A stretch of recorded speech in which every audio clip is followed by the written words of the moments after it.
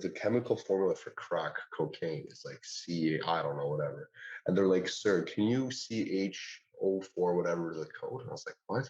So I get it, crack the code. I was like, guys, it's not funny. I'm trying to start a lesson here on the acid bases. And That's you're out kind here of saying, funny. can you That's pretty crack good. can you crack the code? Like, it was hilarious, but I can't do anything about it because if I start laughing, I'm gonna get in trouble. Hello, everyone, and welcome back to the Teachers Talk podcast. My name is Alex, but in these podcasts, I go by Jeff, as that's what all my professional counterparts know me as. So today, we're going to be trying out a little bit of a different style of podcast because we all have a little bit of stuff that we want to talk about. So we're going to put it all under this underarching umbrella of how did our first student-teacher placement go? So today, joining me are my two colleagues from York, David and Alex. So with that said, I guess I'll just open the floor up and what did you learn in your first student-teacher placement? There are a lot of things that happened my first student-teacher placement. Honestly, right off the bat, student engagement really depends on the day. I mean, you really got to gauge your audience. Some days, students just they just don't want to say too much. They don't want to come up to the board. You kind of just go with the flow when it comes to that kind of thing. I've had students say, I want to answer the question, but I don't want to come up to the board. Can you just draw it and I'll tell you what to do? So it really depends on the day, how much engagement you get. When it comes to things like assessments, we try to mix it up as best as we can. But since we did math, you end up with a lot of unit tests. We try to, bring in some written, oral, and I guess separate components, just to try and mix it up a bit, add a little bit of technology. We always try to get the Chromebooks out and get students working with some technology, have a technological component, just because those are some 21st century skills. Memorable lessons. Can't really think of too many right now. One, I know for sure my grade nines have asked me for the past 3 months to talk about Clash Royale in math class. And I drew out an entire arena and just talked about rates of change with the elixir gain, different types of cards and different kind of strategies, just to have a little bit of a fun lesson. And they loved that. They were waiting for it for so long. Yeah. So it was finally the chance to really bring what they have interest in into the math classroom, which was nice. No, for sure. And you know what? Actually, when you even speak of that, I just think about some of my interactions with my own students. So, for example, for those of you who might not know, outside of teaching, obviously, which takes up the most time, prepping in the evening and just getting little things together, I spend my time doing one of three things: cooking, video games, or watching anime/reading manga. So the school I was at, pretty much every single student watches anime and reads manga. So we had a whole lesson in chemistry that was based around the different types of chemical reactions that we might see in like certain magic anime or something like that. We just were having some fun with it. Just saying like, oh, well, if they were using like fire magic, what might we do to what might we see with like an absorption and emission spectra, or like what might we see with like changes in structures and chemical properties, and how much heat would this give off? I don't know. It was pretty silly, but it was actually a really fun lesson. I think my students really enjoyed it. But yeah, that's sort of just a little bit of an aside for me. And honestly, I think that's the best way to kind of generate interest, is by reaching the students from like a group level, seeing what they're all interested in. And that was something that, to touch upon David's point, was a little bit difficult because I have such a diverse group of students in my class and they all have different interests. And I find myself making like 3 or 4 different types of analogies to different aspects of media culture or sports or art or whatever to try and get them interested and excited about the material. But yeah, to David's point, student engagement is definitely a day-to-day thing. Sometimes my chatterboxes are going crazy, and then some days I'm hearing a word from them. In terms of other things that I've learned, I learned that sometimes your entire plan can go down the drain in a span of 5 seconds if things don't work out the way you want to. And I'm sure we'll touch upon this in a future episode or something, but my block placement didn't go the way I wanted to at all. And so everything I prepared, I had so many, peer-to-peer activities, student-based stuff, and it all went down the toilet because um, of external circumstances. So that was really disappointing on my part. Yeah, and one thing I'm also learning is that it's okay to have fun. I think we're often, told that we always got to be serious all the time. And yes, obviously we have to maintain our professionalism, but it's okay to laugh with the kids, to joke. There's 15, 16, 17 years old, or some of us are old enough to be their siblings. Many of this is like, oh, my brother's older than you, my sister's older than you, so like that Yeah. kind of, which is good. I'm glad that they're comfortable enough to come up to me and ask me questions that they may not be necessarily as comfortable with asking mentor teacher, whether that's more academic related, whether it's about extracurriculars or so on. So that's one thing that I really enjoy. But yeah, student engagement, definitely on a day-to-day basis.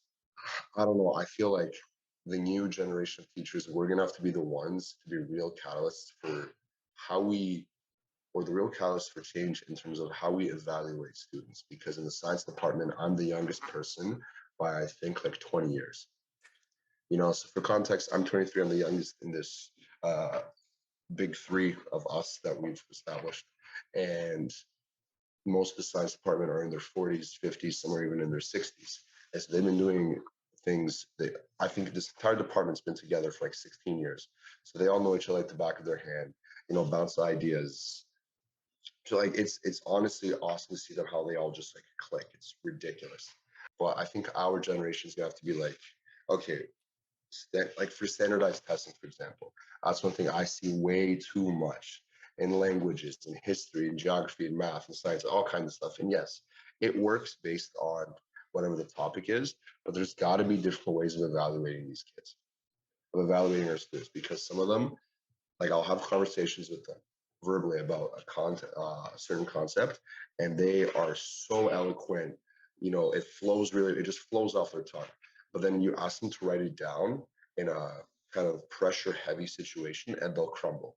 I feel that's like restricting where that student can now go, because if verbally they're at a level A, but written wise they're at a level B, you're now stifling their potential of in terms of how much they can reach. It's really important that you achieve the grades you want or that you need in grade 10 so you can pick your pathway in the senior courses. And if we're stifling too much in those first two grades, especially with the type of testing we're doing, we're not allowing the students to reach their maximum potential.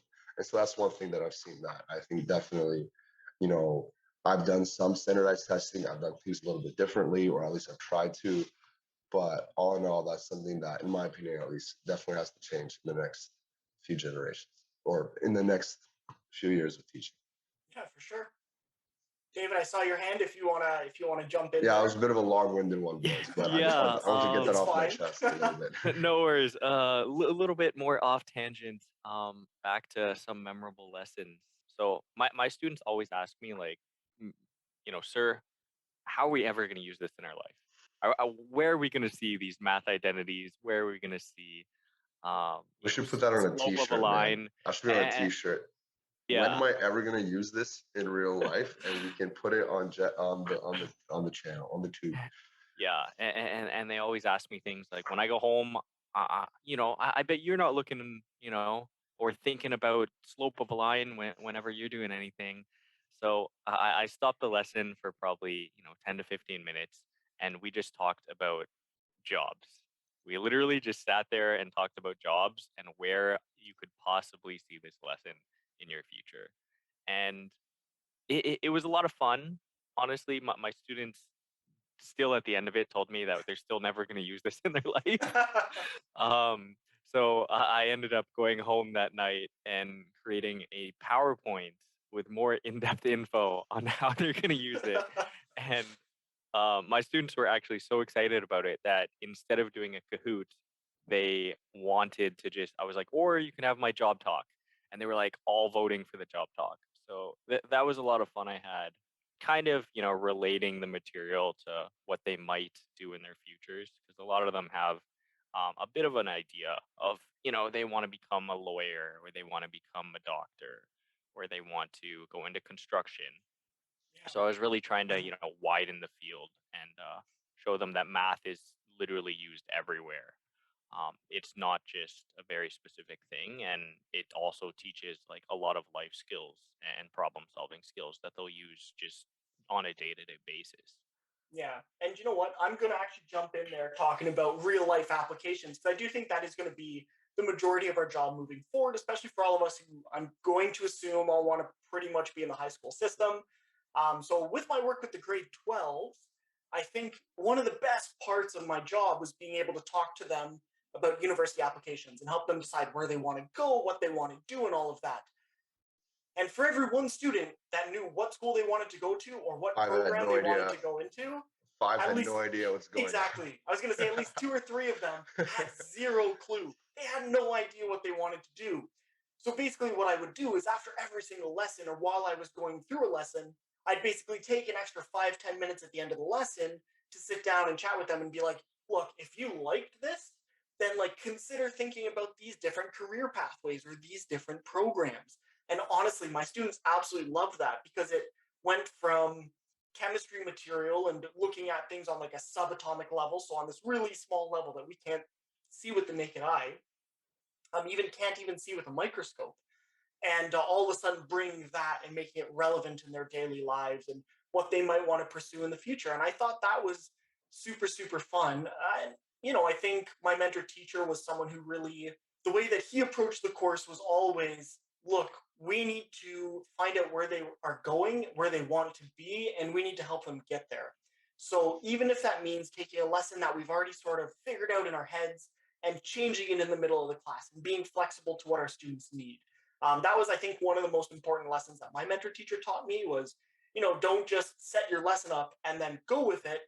It's going to have to change as you teach, as you watch your students and you see, are they interested in this or not? If they're not interested in it, speed through this as long as it's not like a base concept and get to more applicable science, more applicable things. And I thought that that was so fun and so cool.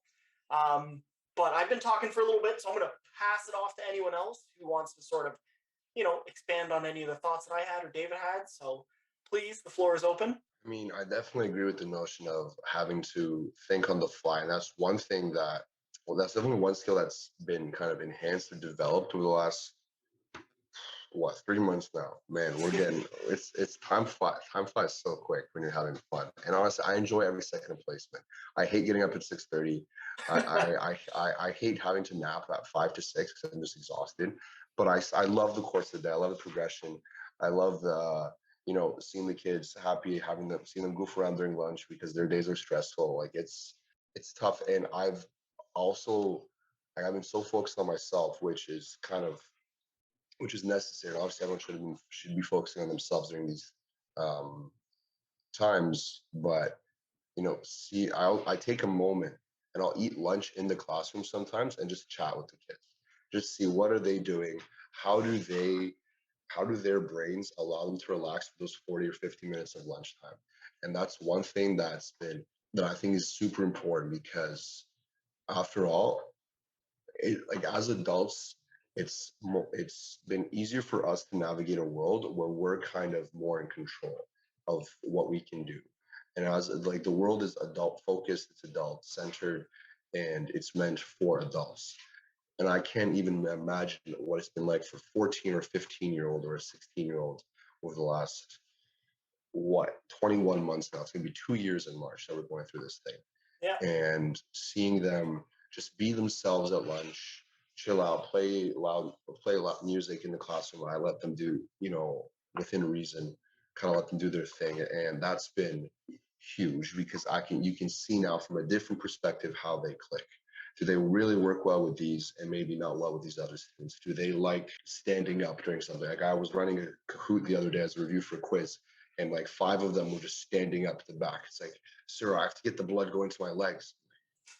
Okay, but sure, like everyone started laughing, it was fine. And then I'd play the music, and then they'd get ready, and so they'd start dancing. And I'd make a silly dad joke, like, guys, I didn't know we had a dance-a-thon in grade 10 science class today. But so just seeing them kind of be themselves is something I've really come to realize is an important part of what we do, because they're bringing their lives from the moment they wake up to the moment they go to bed to school. And it's our duty to try help them as much as we can within reason. Yeah. Right. Obviously, there's, like I've been telling the teachers in the science departments, like, listen, am I allowed to stay after school and help out 5 kids at a time or 10 kids at a time? I'll stay till 5 p.m. if I'm allowed to. And they said, no, unfortunately not, because of restrictions and all this, and the classrooms are cleaned daily at this time and so on and so on. But if we weren't living in a pandemic, I would absolutely be doing this, staying after school an hour, half an hour, whatever, and making sure, okay, is everyone on the same page or close enough to the same page as possible? I do want to actually jump back to one of your points, Alex, on getting to know the students and seeing what they do during lunchtime and whatnot. And I think that for us as teachers, it's very important that we learn the student culture. We learn the culture of the school. We learn what students are interested in. We learn how to best apply to those students and pander to their interests. And I think that's very important in education is having them get involved. But one piece of student culture, which I feel like we haven't discussed and touched on yet, and I think I'm going to throw this over to David if he wants to, but it's the idea of the administrators and how they contribute to the school. I know during my practicum, I didn't have too many interactions with the administrators, but that is mostly a result of the situation that we're in. There's a lot of teacher professional evaluations that need to be done and like new teacher evaluations that have been getting behind on for the past few years, just given our current situation, that they were trying to catch up on.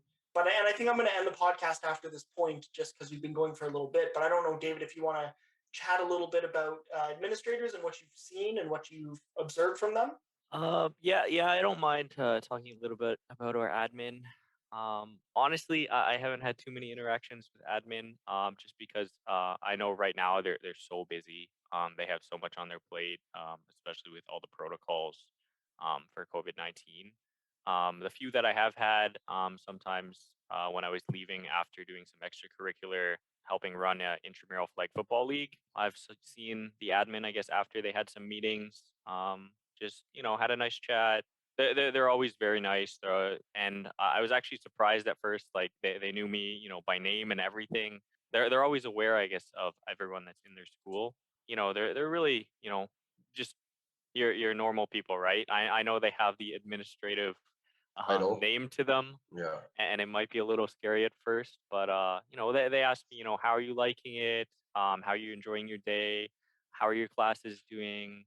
Just normal conversation questions. And even this past week, we had a staff lunch, and our principal was actually serving the staff lunch. So that was really nice to see his involvement, and just giving back to all of the teachers that have worked so hard for the past 3-4 months, adapting to the online and COVID situations. Generally speaking, I mean, I've had great interactions with them. I think on that note, we'll end the podcast. But yeah, I think we had a good discussion here. I think it was a lot more open than our previous styles of podcast. So if you'd like to see more podcasts set up like this one, where it's more of an open conversation, please just comment down below. We'd appreciate any feedback or any topics that you want discussed in future podcasts.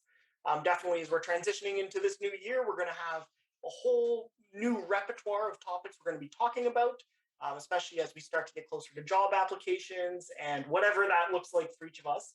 But with that said, I'm going to end the podcast. So thank you all for joining us. Please like and subscribe to the channel if you want to see more like this and to support us. And with that said, have a great day. Stay happy, safe, and healthy. And we'll see you all around. Bye, everyone.